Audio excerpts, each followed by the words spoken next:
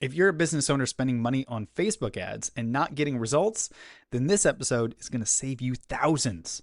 Today, I'm sitting down with Bill Combs, the founder of No Time for Social, a company that's been quietly generating millions of dollars in revenue for local businesses using smart, budget conscious Facebook strategies. Bill's not some theory driven agency guy. He's a seasoned operator and a board member with over 25 years of experience across industries like healthcare, finance, roofing, and more. He understands business, not just marketing. And that's exactly why I wanted him on the show today. In this episode, we break down what's actually working on Facebook today, why most ad dollars are wasted, and how small business owners like you can run campaigns that get real results without burning cash. So whether you've been burned by agencies in the past or you're ready to finally make paid ads a part of your growth engine, this one's for you.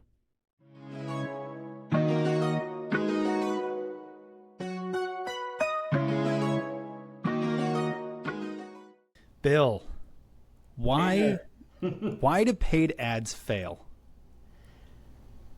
Proper planning, improper planning. So I would say improper planning is probably the biggest thing.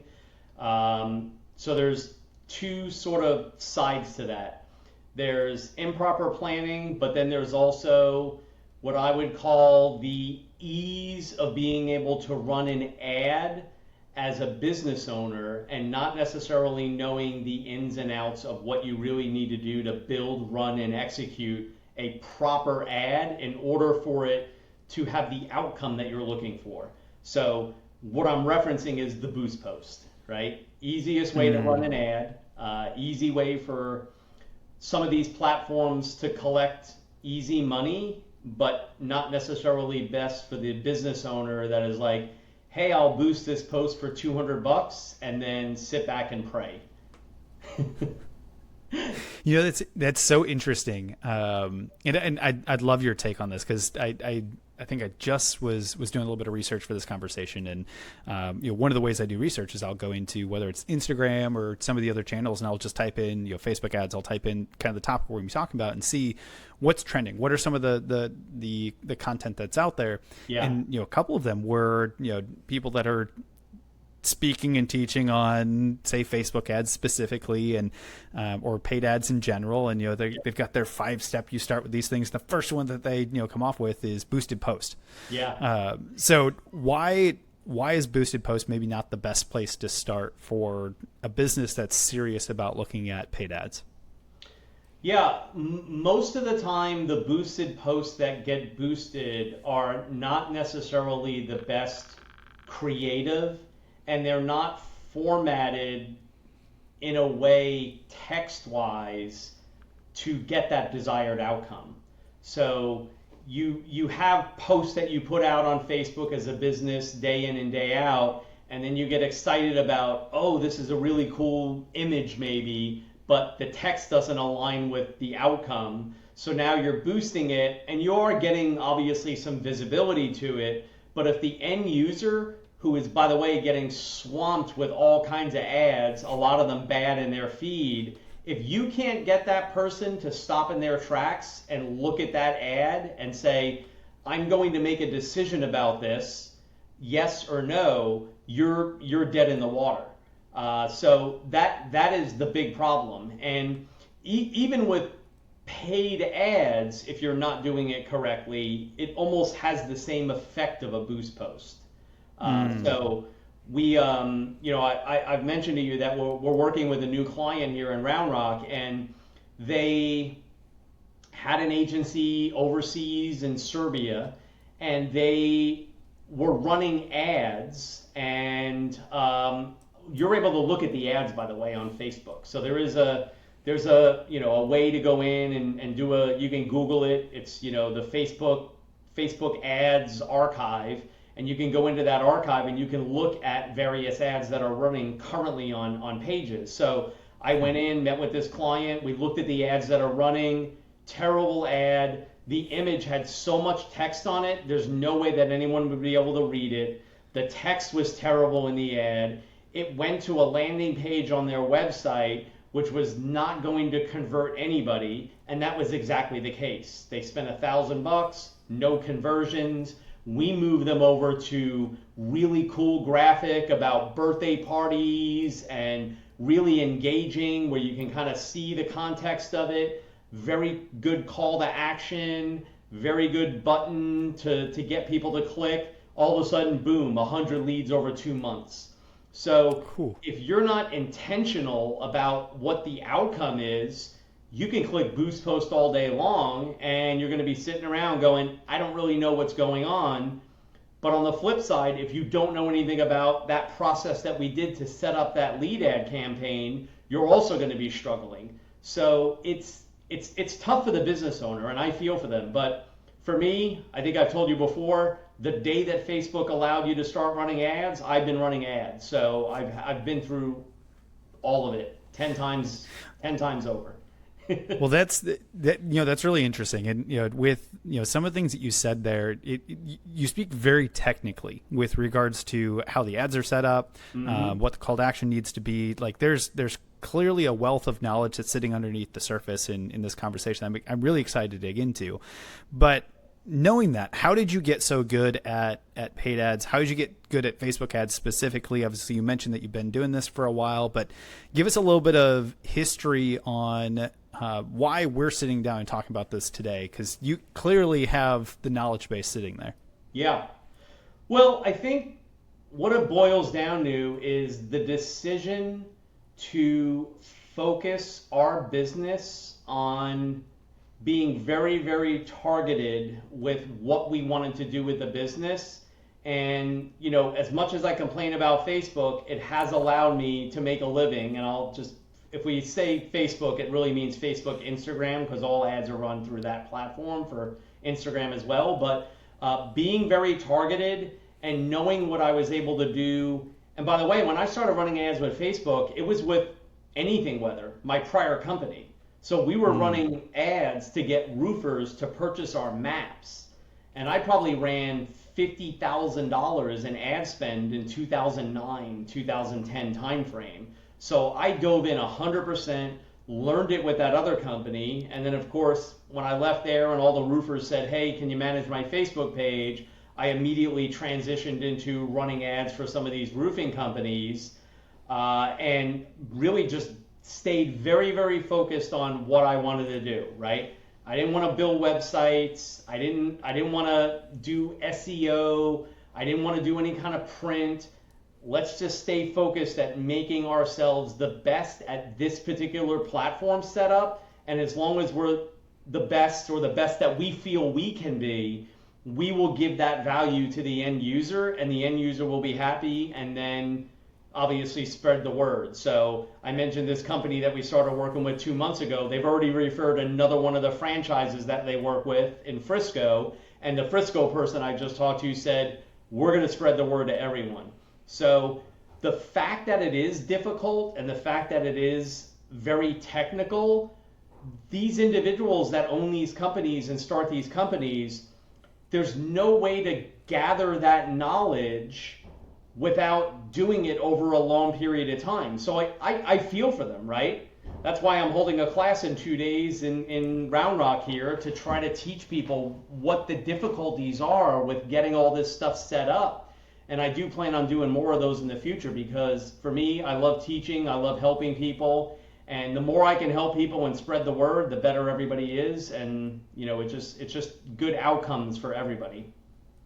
I want to highlight that you mentioned not only being able to run ads for other clients. I mean, doing this for a while, but you started running ads for another company that was your company. You were really a technician doing it, and learned it from the seat of actually doing it versus just this theory. And I kind of figured out some stuff, and now I'm teaching it. Yeah. And you come with this knowledge and understanding of the business side, not just the advertising platform. How do you bring that business knowledge into running Facebook ads for their other business? 'Cause I think this is a really important component for the audience to understand, is you've got this business mind that helps connect the dots. So how do you bring that into the process for how you think about running ads today? Yeah, I've never really thought about it that way, but it does lead to me thinking as the business owner and not as a marketing company trying to get dollars from somebody. So I think and I've been on that side of it, of owning a business, running a business. Obviously, this is my second, what I would call larger business that I've run as far as revenue, anything, whether in now No Time for Social. But I think putting myself in their shoes allows me to understand the pain and anxiety that they go through when they spend money and the outcome is not necessarily what they're looking for, and then they get frustrated, right? So, part of my challenge when I'm talking with new businesses is the fact that if they've been burned 1, 2, 3, 4, 5, 10 times, it's really tough to get them to understand that we may be different. So when I can bring that ownership side to it, saying, hey, listen, I understand, even though I run a marketing company, I also understand the outcome side of it, and knowing every dollar you spend needs to be spent the best way possible. I can't promise miracles, but what I can tell you is I will promise that we will implement the systems and the processes that we've used for all of our other clients to be successful. And that knowledge is not something that's freely out there, right? You can look at a bunch of YouTube videos.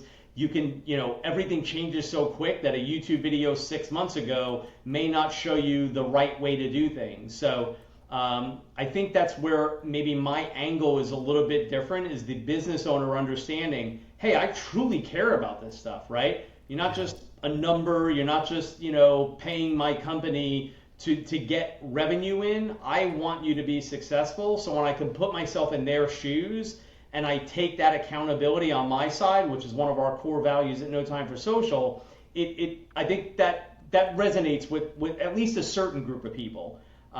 Maybe smaller business owners than maybe larger ones.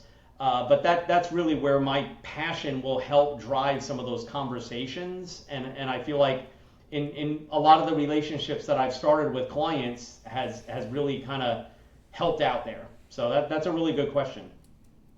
And not to have you necessarily throw any of your competitors under the bus, but I am going to ask a quick question here, because we deal with a lot of business owners. I have lots of conversations with different businesses out there, and Sure.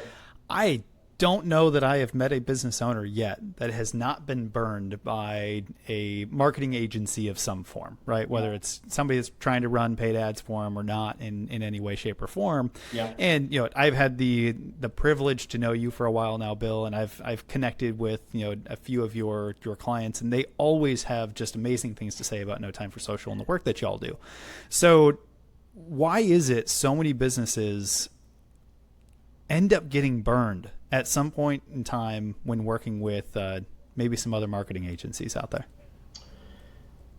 I think it depends on the size of the agency and what their end goal is. And a lot of agencies, their end goal is, we need to bring in enough revenue to pay our team members.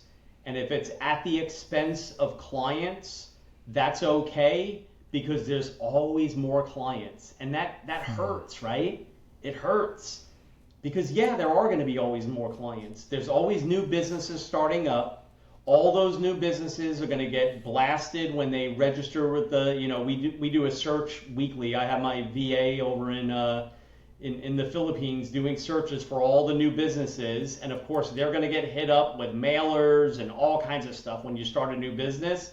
At some point, they're going to get, unfortunately, suckered into one of these with a great salesperson that could sell them on the miracle, and then the miracle doesn't happen, and then they're like, okay, well now that I got marketed by all these companies and I picked one and it didn't work, now I'm going to go out and do some research and try to find one. So then they interview 3 or 4. Problem is they don't know what questions to ask.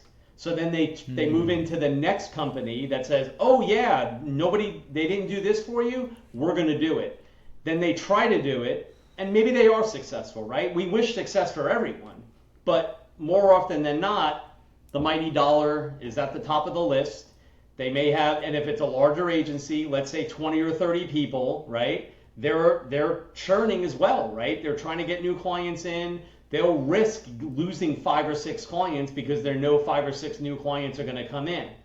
And then if they are a broad-based agency, we do SEO, we do print, we do this, we do that. They have 17 different offerings. How in the world are they going to be experts in that one thing that is either going to bring leads in, bring traffic to their website, bring some kind of sales? So that, I think, is where a lot of it sort of kind of comes together. I'll give you a quick example of a company that doesn't exist anymore, but Michaela works for No Time for Social. Before Michaela came to No Time for Social, she worked for a company called Main Street Hub. Main Street Hub was bought out by GoDaddy. When she worked for Main Street Hub had the retention team just like Sprint phones did back in the day, right? Customer retention team. AT&T has it. I just mentioned the cell phone carriers because they're the ones with the big, like, we need to get them. Let me get you over to the retention specialist, right? Main Street Hub would charge money. They would promise the world. And, Michaela had like 70 clients that she needed to produce content for. Well, how can you do that? How can you do that effectively without losing the quality? And I don't even think they ran ads. It was just a content factory. So I think those are a couple points there as to how the business owners get burned, right? They get marketed to, they pick somebody, then they find their own company themselves, and then after 3 or 4 of those, they're like, if they reach out to me by accident, right, I may promise, but hopefully I deliver. And that's my goal, is to say, doesn't matter what happened in the past, let's work together. And that's why I only do 30-day month-to-month contracts. And 2 of our original companies have been with us since we started 15 and a half years ago. That's incredible. This is a really fascinating piece because, you've mentioned a couple times specialization. I mean, in some way, shape, or form, right? Yeah.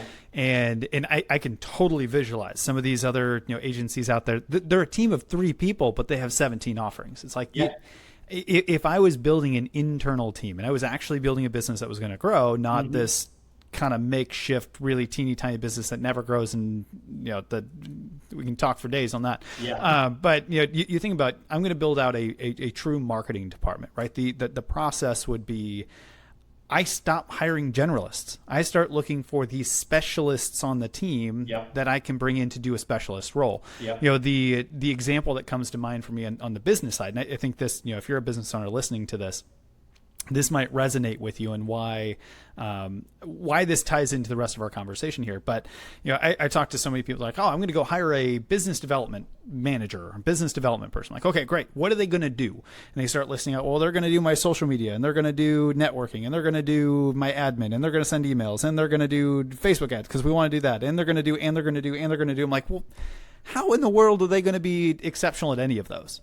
And the role usually, rotates so fast and all that kind of stuff. They just churn people through it because nobody can realistically do that job. It does not exist, especially for the amount of money that most, people get paid to do that job. Yeah. So you look at that from the context of what you just shared with us.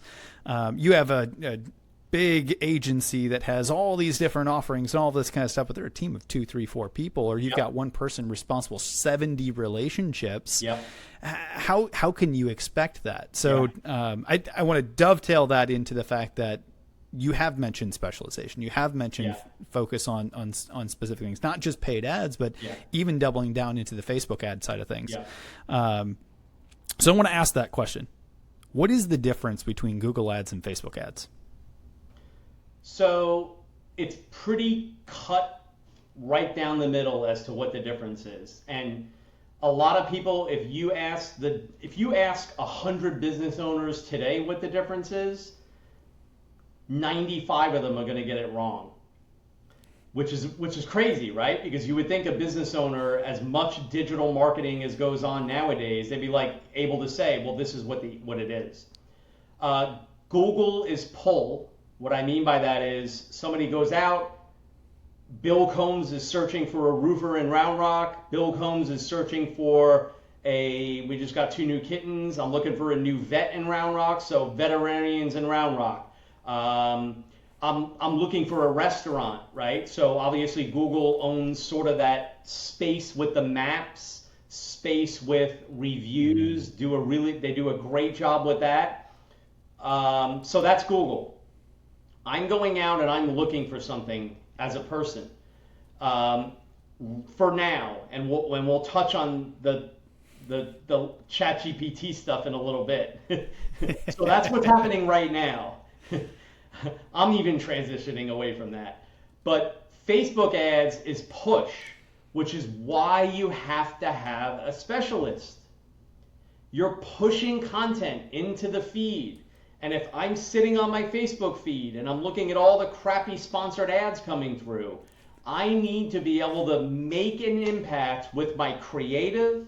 I need to be able to make an impact with the audience that I am delivering those ads to. And those ads have to be really, really good in order for somebody to click on the ad and become a prospect, visit a website, get picked up by the pixel so I can retarget them later on. It's much harder to be very good at that than it is to just launch some Google ads. Which, by the way, Google does have some push that happens, right? They'll push out ads through their Google Max, which, again, have a little bit of hesitation running just because I think they're pushed everywhere and it's kind of messy, and who the hell knows where they're getting their audiences from or how they're delivering them. We have a ton of challenges right now with Google ads not being able to deliver to specific areas that we're selecting, which also happens on Facebook. But if you don't know what the heck you're doing on Facebook, you shouldn't be running ads, because you're going to click boost post and it's going to fail and you're going to be mad and you're going to walk away just disappointed. And you don't need to be disappointed. So that's the difference. People are looking for content versus being delivered content. I like that. I think that's a really simple way to frame it. Push versus pull. I had heard the difference between intention based versus interruption, which is really the same basic thing there. But and I don't know if you know the answer to this, but what's kind of going through my head now is like, Google is almost exclusively intent based, or people are searching for something. The thing that comes to my mind is like, well, is that still true for YouTube ads? And I wonder if it is. Like, is it still really search based, because most of the ads that they're going to show are going to be based on your search history within YouTube being the second. I don't know with ChatGPT anymore, but before that, right, it was the second largest search engine behind Google. And both are owned by the Google parent company there. What's your thought on that? Like, is that still really an intent based versus a true interruption or push based? Well, I think that's where Google picked up on like what Facebook was doing and said, hey, let's fire up this Performance Max ad, because then we're going to sort of tie into what Facebook is doing, where we can push content through YouTube. Because again, when I'm on YouTube now, when I'm looking at YouTube videos, I'm getting delivered ads. So there's clearly a push of that ad into my feed where I'm not searching for something. I would say 50 to 60% of the time, at least on mine, they're relevant, but some of them are completely irrelevant. So that goes back to the whole Google Performance Max and them using data that in some cases may not be 100% true for what they're delivering to the end user. So obviously they have to use data to deliver that, but sometimes the data can be corrupt, or even, I wouldn't call it manipulated, but it's just may not be as clean as what Google thinks it is, right, in order to deliver those ads. So, if you have a computer that's used by 10 different people, well, if Google's tracking everything, now you're getting ads for all kinds of stuff. And that happens across the board. So I get Hispanic ads because Ileana's Hispanic. So I get ads in Spanish, not only on Google, but I also get ads in Spanish, and this is really far out there, but on Sling. So we use Sling for TV. So I'll have an ad on TBS if I'm watching like a Mets game, and it'll come on and it'll be a Hispanic ad for like Covert Hutto, all in Spanish because Ileana's Hispanic and they know that. So again, the data will drive that, but I think there's too much data at this point, and a lot of it may be not as clean.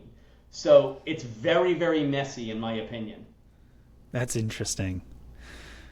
Very interesting. So, that'll be even more interesting as we get into the topic of AI and chat tools and things like that. But before we go down that rabbit hole, I want to stick on some of this Facebook ad stuff that I think would be relevant for the audience. And and you kind of mentioned this a little bit earlier with the different types of call to action, the different types of ads that can be run. I think you'd mentioned lead ads, but when you look at this intent based or this push versus pull type of an ad, what type of offers tend to work best? And maybe talk to us a little bit about the different types of ads that can be run on Facebook. From do we pull them into a landing page? Is it better to do a lead ad where they're filling out a form? Talk us through that a little bit.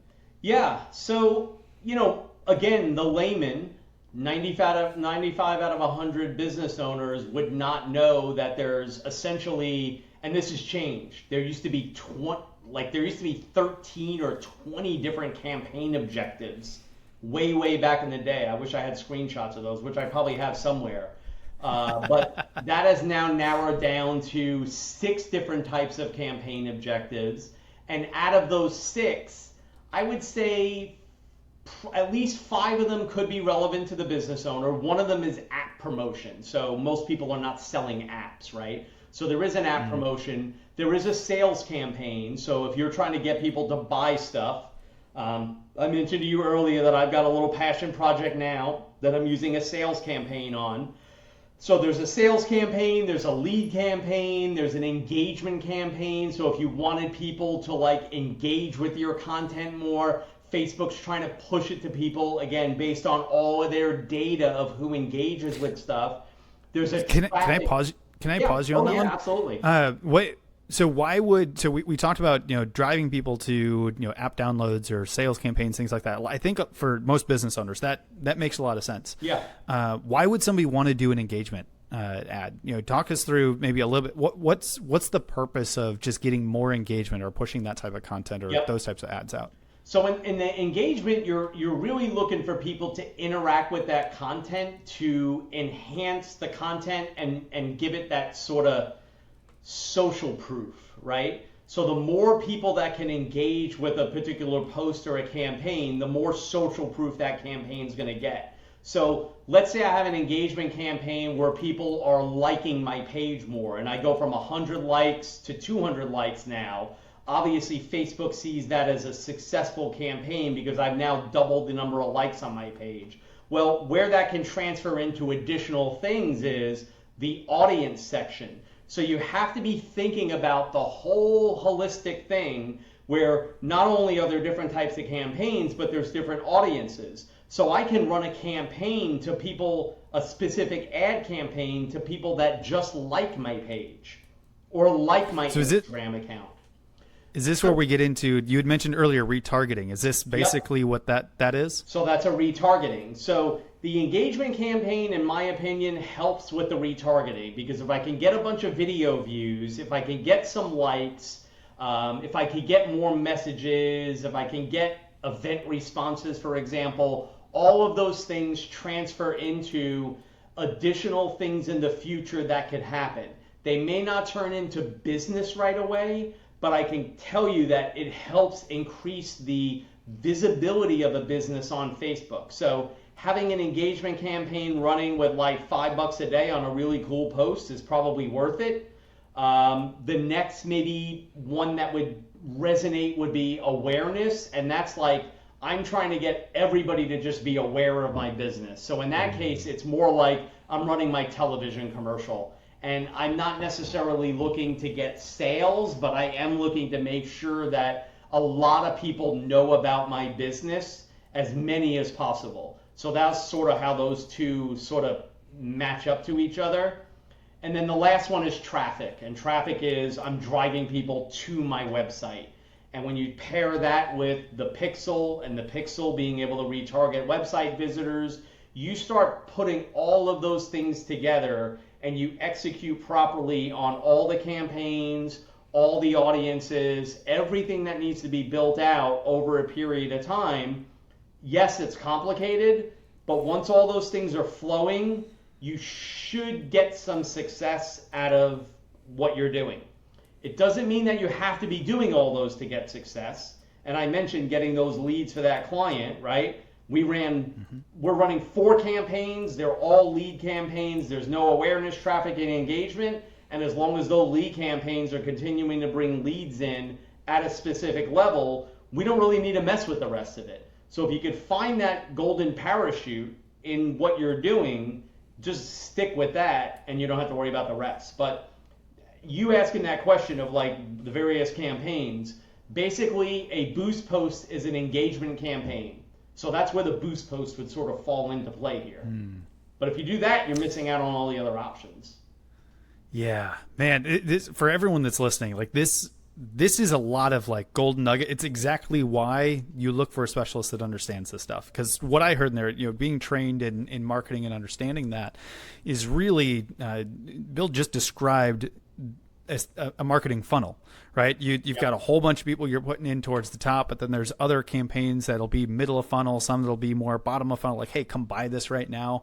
We always joke you don't go on a first date with somebody and ask them for marriage right away. You got to, start with, coffee and then maybe a second date, and you got to, work through this. It's really no different in marketing. We got to start with some sort of recognition or awareness. Let's get them familiar with maybe who we are, and then we can move them into maybe here's something to start watching more of, engage with these types of things, and then, further and further down the funnel. So I just wanted to really pause on that because I think it's so important to, for those that are listening, go back, listen to this again, because Bill just like gave you gold in terms of understanding the formula behind this and why it's so important to have somebody who understands how do these all connect together. How do I start to create my different audiences? As you mentioned audience in there, and you mentioned audience selection. Yep. So I know when we were working together, a while back there, you were showing me different, setting up different audiences, and there are people that go into this list because they've engaged with different things. So maybe talk just a little bit about the audience selection or why that's so important when you're setting up some of the settings within Facebook ads. Yeah.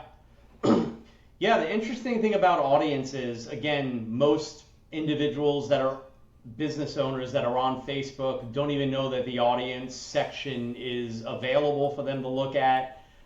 You've got multiple sources that you can pull audience data from. So, you can have the website pixel, which again allows you to retarget people that visit your website. So as long as you have that set up properly, when somebody visits your website, they basically get put into this sort of group of people that you can send another ad to.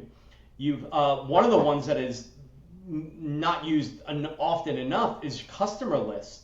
So like if you own a service business, right? Let's say you're a plumber or an electrician and you want to market to your current customers, you can upload name, email, phone number, city, state, zip as a custom customer list into Facebook, and you can run an ad just to that customer list. So that's another cool one. That would require business owners to actually have their database. So if you're listening to this and you're sitting there going like, dude, Tanner, my customer list sits in my merchant services system. It's, it's sitting wherever it is. Find a way to pull that information out so you can start to track it and use it this way. Cause that is a gold mine of a list to use there. So Bill, I appreciate you actually bringing that out. 100%. It's a big one. Yeah. Another really cool one is the video. So video views, highly recommend running a video ad. So when you run these video ads, you can actually target people that watch the video for 2 seconds, 10 seconds, 15 seconds, and then it goes like 25, 50, 75, 100, whatever that breakdown is. But they give you about 8 or 9 different breakdowns of ways that you can retarget people that watched your video. So again, you're taking that, as we've talked about funnels before, you're taking that top of funnel, you've got a video, you run that video maybe as an awareness campaign, right? So now it's going to hit as many people as possible. You run that video as an awareness campaign, you get as many people to watch it as possible, but then you go, okay, awareness campaign, I had 10,000 people watch the video, but I want to target the 1,000 that watched it 95% or more. There is a way to do that. You can build this audience and say, 95% of the people that watch this video, I'm now going to put them into a new audience. I'm going to run a new ad to them in order to enhance their experience with my company, and hopefully at some point pick up the phone, send a message, send an email, join a list, whatever that call to action is. You have a better chance of doing that than for the people that didn't watch the video all the way to 95%. So it's like retargeting people that watch a TV commercial. And I'm sure at some point they're going to put the eye tracking on TVs that we don't even know about, and they're going to know, okay, Bill watched this commercial on TV for 30 seconds, so we're going to send him an ad tomorrow on getting the actual product. So video is another one. I mentioned Instagram, so you can target Instagram visitors or followers. You can target Facebook followers. You can target people that, I mentioned lead forms. So let's say you're running a lead ad campaign and somebody clicks on the lead form, but then they click off. You can target people that clicked on the form and did not submit the form. The data is scary, right? Everything's tracked. Everything is that we're doing in life is tracked. But you need to understand how to use these tools in order to make sure you're staying above water with everybody else that's spending billions of dollars on Facebook ads and getting frustrated. And when you could do that, the hope is that you begin to get success from it. Not overnight, but it surely can happen when you have the right system in place and you're using all these tools the way that they need to be used. You know, I get so excited about it. We could sit here and we could geek out on a lot of this stuff. I love the metric side of things. I love looking at all this stuff and like translating it to different pieces, right? I've got a mentor that teaches the, from a conversation standpoint, a sales standpoint. It's like you have 3 seconds to earn 30 seconds, 30 seconds to earn 3 minutes, 3 minutes to earn 30 minutes, right? Yeah. And it's no different than if you're playing on YouTube, or you're playing in the video platform side of things on a lot of these other platforms, retention graphs, right? Yeah. And if you've got somebody that goes 95% of the way through a video, the likelihood of them taking another action is really high compared to somebody who watched 3 seconds, right? You've earned so much more credibility. So data's scary, but at the same time on the business side, it's really powerful to find out the people who are truly actually engaging and are interested in the stuff that you're doing. You mentioned pixels, you mentioned some of the metrics and things like that. How do you look at downstream conversions, right? So I think when it comes to paid ads, the thing that most people maybe know is maybe CPL, cost per lead or cost per click or something like that. But with enough volume, how does someone start to track further downstream? How do we track the next meeting, or maybe all the way down through sale if there's enough data coming through there? Is there a way to do that on Facebook? I know a little bit about the Google side of things and things that you can send back data, but can you do the same thing in Facebook ads if there's enough volume? You can with Facebook ads if there's enough volume, and you can even if there isn't a lot of volume. And again, it depends on the type of ad you're running. One of the biggest struggles that we have with clients, and this goes back to exactly what you talked about a moment ago, is a lot of business owners they don't worry about the data, they don't look at the data, they are spending time running their business, trying to deal with all the challenges day in and day out, and unless you start to really point out hey, you're not doing what you're supposed to be doing, the wake-up call finally comes. So yes, you can track it. There are definitely ways within Facebook, especially if you're selling an item online, that item can be tracked and your return on ad spend can be tracked. A lot of the work that we do is in the service industry. So if you know anything about the service industry, they have CRMs. A lot of the business owners may not be looking at the data. Sometimes we're more successful than the business owner cares to understand or realize. So we may generate 300 leads for a roofing company in a year. Half of them may be just called once. And until we actually get on a meeting, which I did the other day with a client, and show them and really, really get down to the details, they don't understand. They say they need more leads, but they're not working the leads they have. So we've now instituted, when we work with a client, in a lot of cases, if you don't give us access to your CRM or to whatever you're using to track your customer data, I won't work with you, because I've been burned too many times. So we have access, and when we have access, we look, and I have my team going in, making notes, called once, never called, not even entered into the CRM. And since we've done that, we uncovered $100,000 in business for this one company where all they needed to do was make some effort. And again, they paid for our services probably for the next 3 years. But next month, they'll be like, oh, we don't have enough leads. So all of it can be tracked. Whether or not a business owner wants to really put the effort in to like really dial in, that's part of the process of business ownership, entrepreneurship, and I've been guilty of it, right? I mean, there's been plenty of times where I've kicked off a campaign and we've gotten 30 leads in, and I may have not followed up with 2 or 3 of them that could have turned into clients because, again, I don't have enough touch points. I don't have my 10 to 18 touch points on getting something done.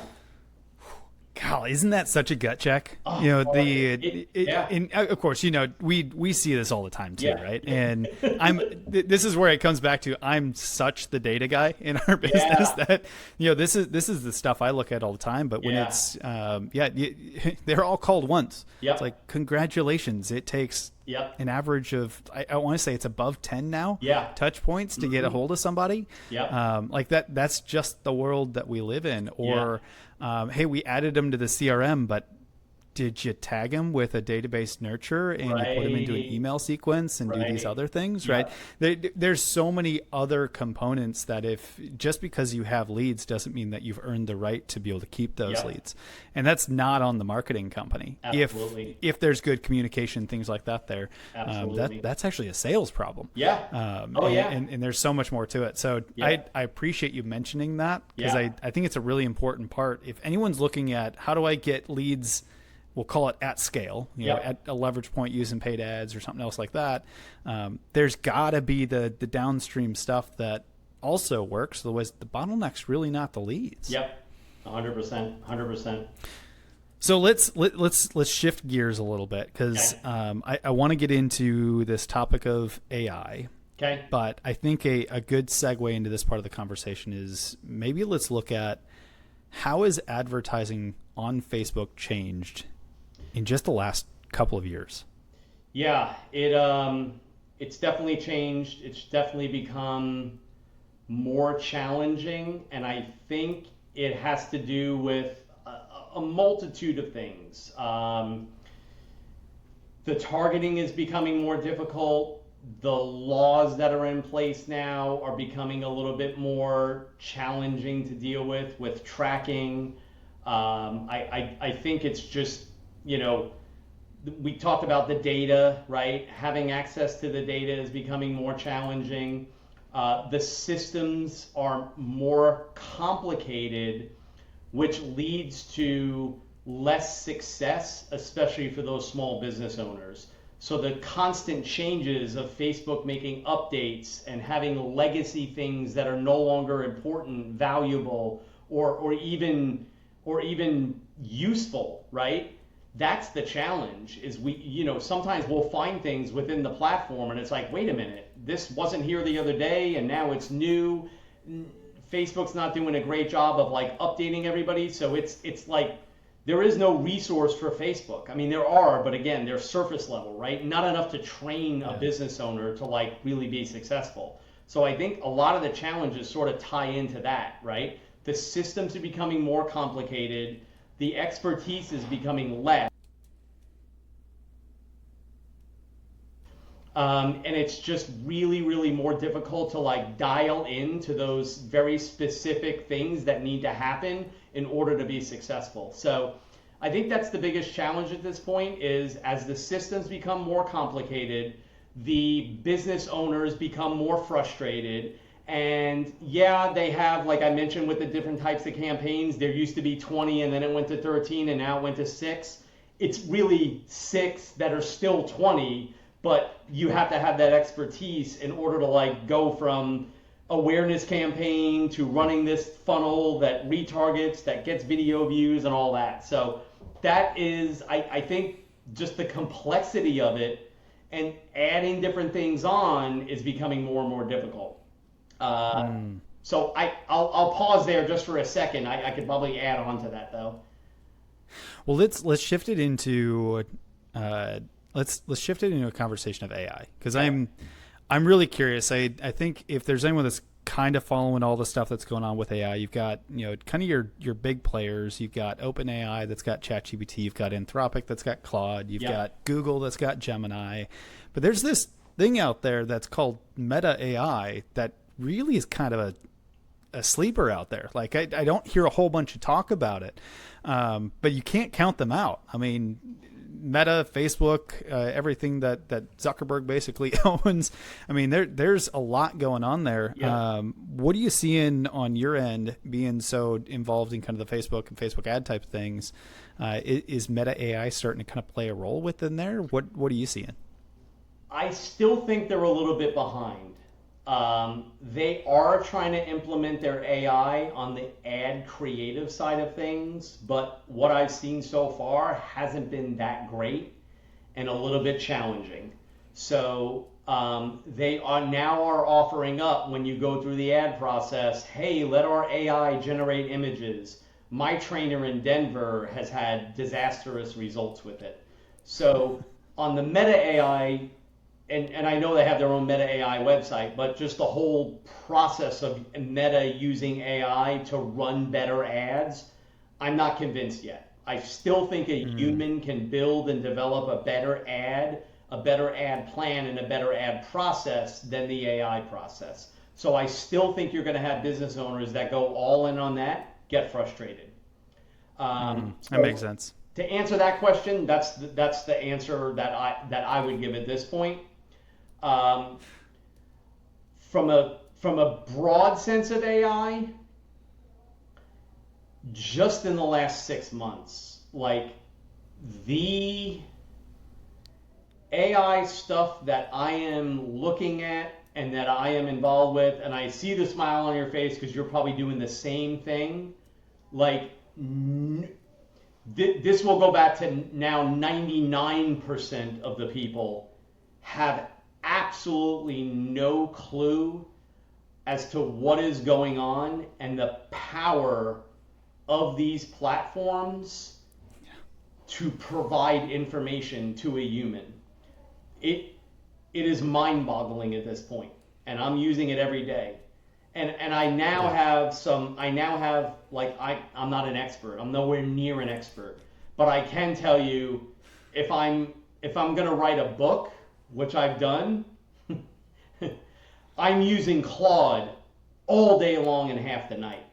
I'm not using ChatGPT. I may use ChatGPT to like develop my ideas and to use their 4.0 plus model to like maybe build some initial stuff. But I threw a bunch of stuff into Claude recently and I was blown away. Like it was almost frightening and exciting at the same time as to like, it's like I'm talking to a person and the person can understand not only how I feel about a situation, but like, it's almost impossible to explain. I think if somebody dove into it and really said, okay, I'm going to go on Claude and I'm going to pay the $20 a month for it, and I'm just going to start throwing some prompts in, like, holy cow. And if you can nail down the prompts, which I have a subscription to this thing called Prompt Genie. So I put my idea in, Prompt Genie gives me the prompt, I dump that into Claude, and like, holy cow. Like it is crazy. It's I don't even know how to explain it. Other than to say I was around in 1990 when the internet kicked in, and I had to set up, PCs at KU when I was there in 1991 and get internet set up there, and we were all blown away. I'm getting that same weird feeling in my stomach of like, holy cow, this is going to revolutionize a lot of things. Yeah. So I'm all in on all AI now. I may be an AI trainer in 2 years instead of a digital marketing owner. I'm not joking. That's an interesting take, because I think that there's going to be so many things that are going to be adjusted. Mm-hmm. I'm a big fan of and over or. Yeah. I think there's going to be a lot of things that are, this is going to amplify things, it's going to force us to do things a little bit differently. Yeah. I too am all in on it. I also feel like there's no other way to be, because it's not going away. Yeah. I might as well learn this stuff and figure out the best way to use it.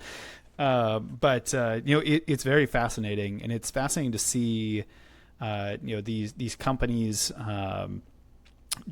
building the tools, right? So obviously we know Google, we know Meta, but Anthropic, OpenAI, and OpenAI, this one was really fascinating to me. So I sent you a video yesterday of, another great name in the marketing space, Daniel Priestley, and he had this, 12-minute Instagram reel where he was talking about kind of his thoughts on the ChatGPT 5 model that'll be coming out here in a few months. Yeah. And what was really interesting that I wanted your take on was that it's possible that OpenAI decides to get into the ad revenue game. And if they do, even if it's just a little bit and it's not like massive in terms of, I'm going to do something different than, Facebook or Google or different things like that. Yep. But simply by being that big and knowing how much search has shifted to these chat platforms, Yes. a lot on ChatGPT, but some of the others as well. Simply by entering the market, will pull revenue away from, or potentially could pull revenue away from Facebook, could pull revenue away from Google or Alphabet overall. Yep. And what could that do to cost of Facebook ads? Yep. What would that do to kind of the all downstream effects? So I thought this was really interesting. I thought I'd send it to you and kind of get your take on it, since you're in this space a lot more than I am. Yep. What are your thoughts? What's your take on that? I mentioned early on in this conversation that I'm shifting. So I have not Googled anything in probably 2 months. If I have something I need to search for, I need to look for, I go to ChatGPT and I go, I'm looking for this, help me out, and it immediately gives me results that I'm looking for that I don't have to click on a bunch of links and go to. So it's going to take a while for this to roll through the entire country / world, but I think the adoption process for a lot of these things, for almost everything, is shrinking, right?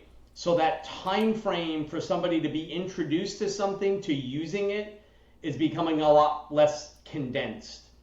So while it may have taken, many years for somebody to implement something, right? Whether let's say it's a telephone, for example, right? All of a sudden now telephones, and we're watching 1923 right now, where we just finished it. So that show 1923, they're out in Montana and they're like, this phone thing is happening and this is happening, and it's just weird, like watching people going, oh, I can now call somebody, and it's like it like kicked in my thought process of like all these things over the years being implemented. So I think the process of people using it is going to be condensed. I do think the potential is there if they do start running ad revenue and beginning to. I just submitted my book to ChatGPT to get approved for being searchable / running ads or whatever, right, as content. And there's a way to do that on ChatGPT. I don't know what the link is right now, but somebody that I look to train is providing some of that content to me. So I think that process is going to be disruptive. I don't know if it's going to affect Facebook as much as it potentially could affect Google. I know Google has Maps, so I think Maps is still going to remain strong as far as like me going to Maps and typing in restaurant. But as far as me going to Google and typing restaurant, I'm done with that.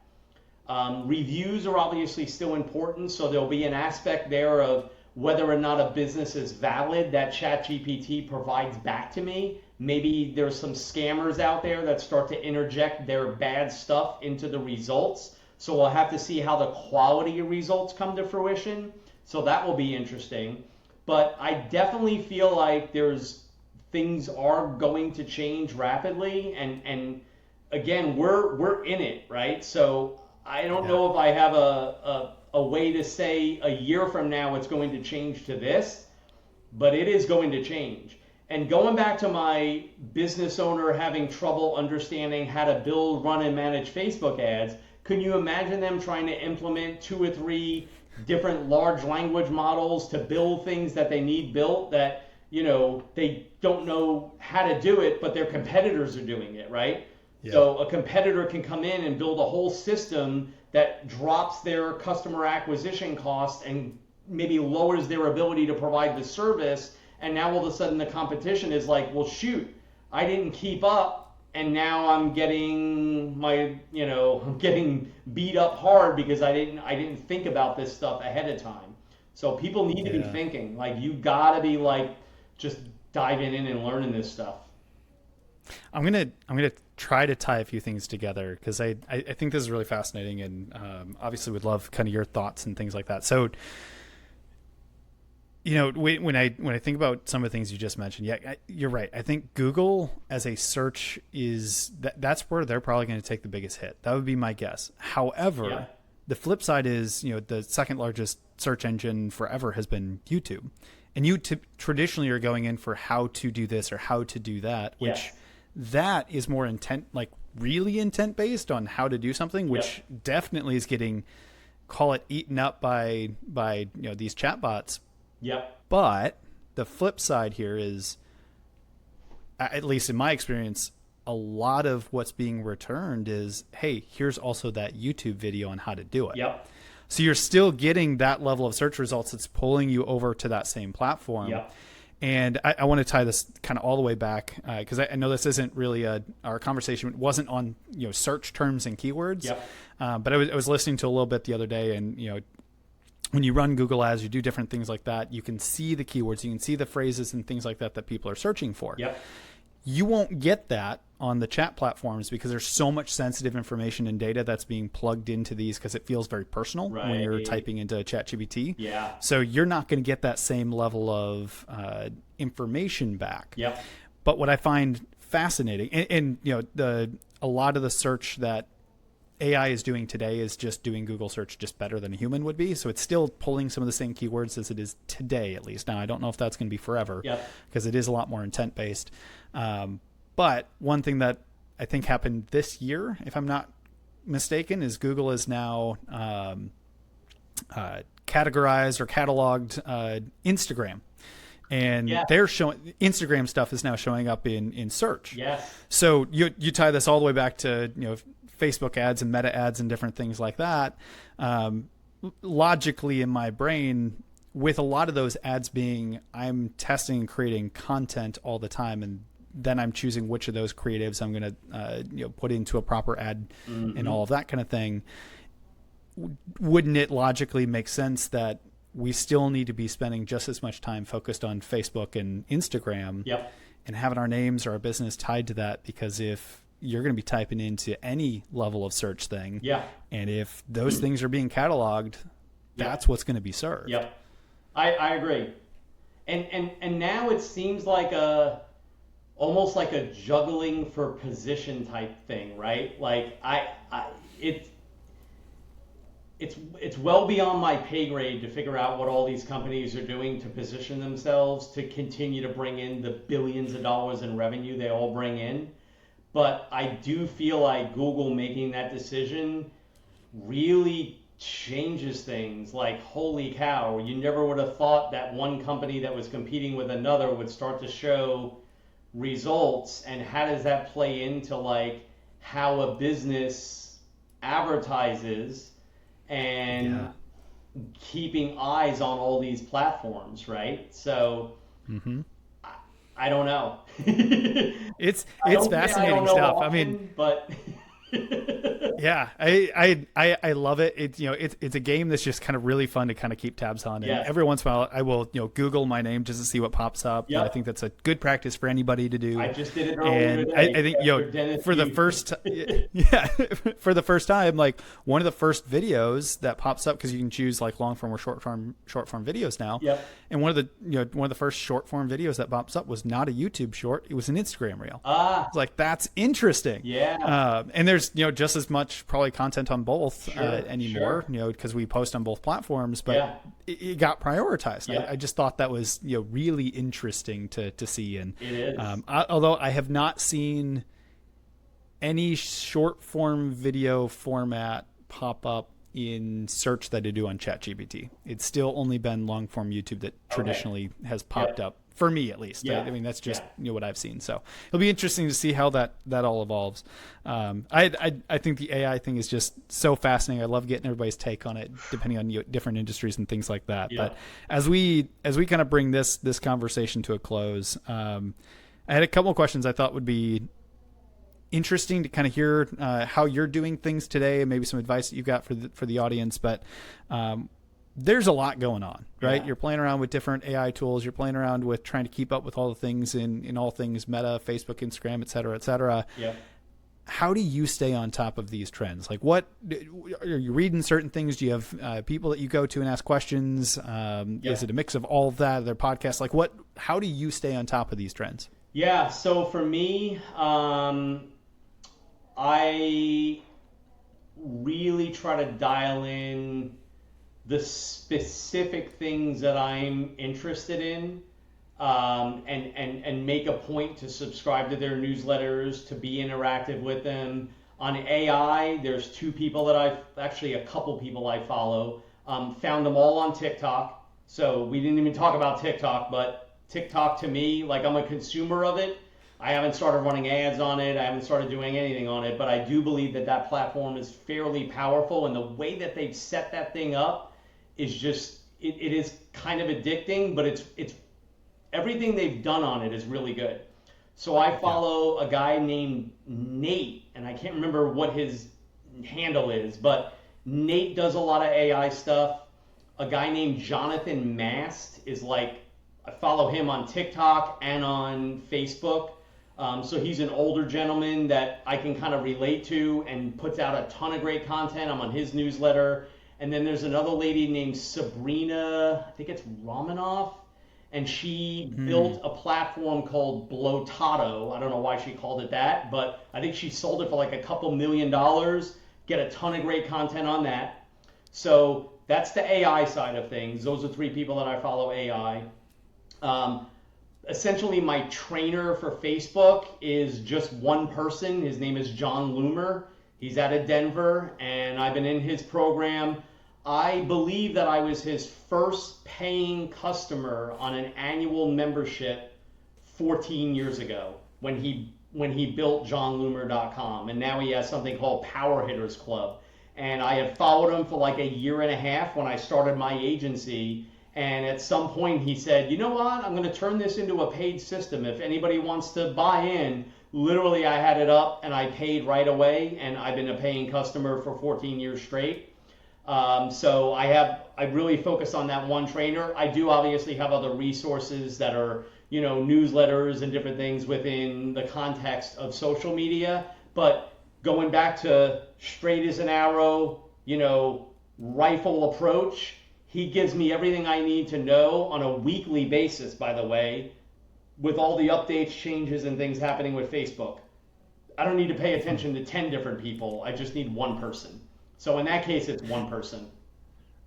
And that's I my like that. plan. And I consume information on a daily basis from multiple newsletters, and have a Trello board and I've got follow-up Gmail stuff, and my brain hurts half the time, but it's good. It keeps me excited for things that I'm working on, and really keeps me excited for like what I want to do in the future.